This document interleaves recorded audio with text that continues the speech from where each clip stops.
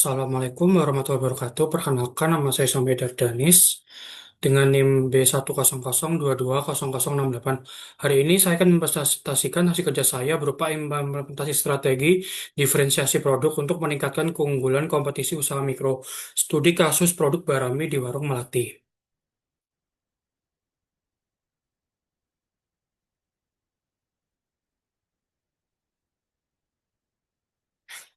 Latar belakang masalah. Perlu kita ketahui dulu, objek masalah di sini adalah produk cemilan bara yang stagnan. Stagnan dalam hari ini, produk ini hanya berupa jajanan mie sederhana, berupa mie kering yang kemudian diberi bumbu cabai, kemudian dikemas secara biasa.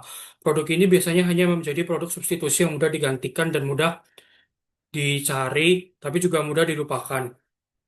Produk ini juga tidak memiliki hal-hal seperti merek dan segala macamnya. Dan kemudian kondisi saat ini adalah ini hanya dijual sebagai komoditas biasa dengan bening, kemudian tanpa label, tanpa harga. Kemudian yang paling krusial itu tuh ini terjebak dalam perang harga. Perang harga dalam artian tuh mayoritas itu tuh menjual dalam harga yang murah antara produk sama dan produk lain dan mudah digantikan atau memiliki substitusinya.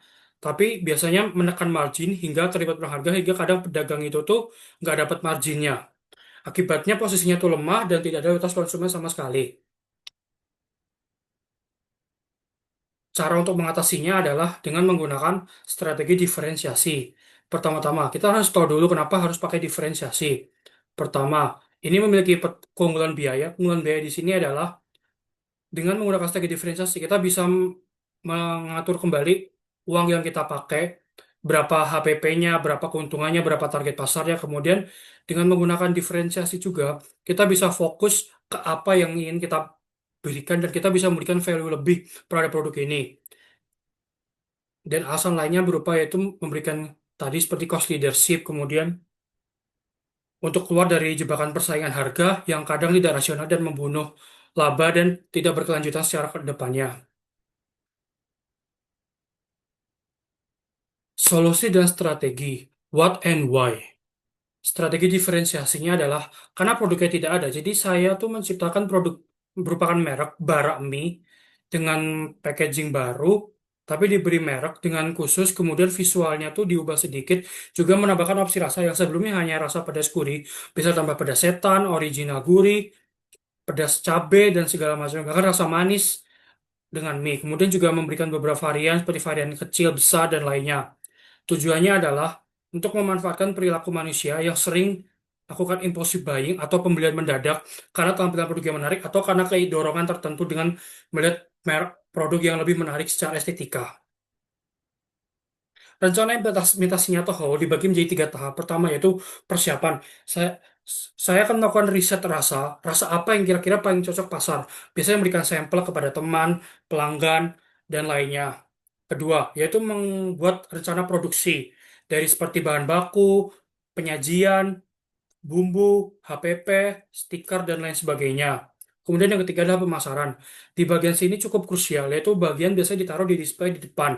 Biasanya saat orang masuk ke warung, itu ada display depan. Itu biasanya dikasih produk lain-lainnya akan dimasukkan ke produk Barami ini.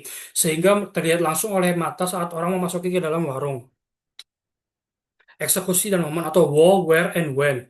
Siapa kolaborasinya berupa saya sebagai konseptor, kemudian pekerja warung, dan juga orang-orang yang terlibat di dalamnya. Kemudian dinamo membelinya di sekitaran area warung untuk memicu pembelian impulsif yang ditaruh di depan market yang menarik perhatian seseorang untuk membelinya kembali. Kemudian kapan efektif?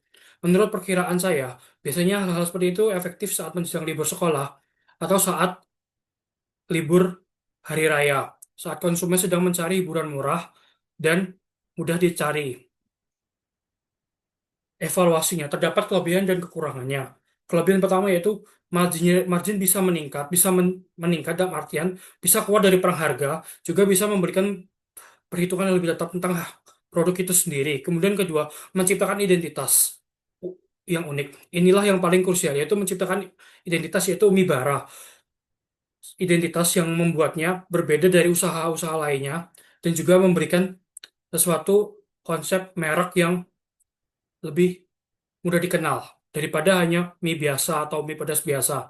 Kemudian yang kedua, kekurangannya adalah konsumen saat ini cenderung sangat sensitif terhadap harga di saat kondisi perekonomian sedang menurun dan juga tren konsumsi yang makin selektif. Kedua, menambah beban kerja. Tidak bisa dipungkiri bahwa dengan melakukan perubahan ini akan menambah beban operasional yang akan ditanggung jika produk tidak gagal. Kemudian yang ketiga adalah resikonya persaingan harga atau kompetitor yang sudah memiliki strategi ini yang akan bisa mengubah peta persaingan juga. Kesimpulan, usaha makro wajib tidak punya strat wajib punya strategi agar tidak terjebak dalam komoditasi. Komoditasi dalam hal ini adalah perang harga berkelanjutan dan tidak berkelan dan tidak baik untuk bisnis dan bisa merusak harga. Kemudian yang kedua, diferensiasi adalah solusi rasional untuk saat ini untuk meningkatkan nilai tambah dan keluar dari perang harga. Kenapa? Dengan kita membuat produk kita sedikit berbeda, walaupun hanya sedikit atau beberapa hal, itu bisa memberikan nilai tambah sesuatu yang tidak dimiliki oleh pesaing dan juga orang lain. Kedua, inovasi tidak harus mahal. Kita bisa menggunakan inovasi yang paling sederhana. Tapi yang paling penting itu harus relevan dengan apa yang ada di sekitar kita. Bukan inovasi yang besar-besar tapi tidak relevan. Sekian dari saya.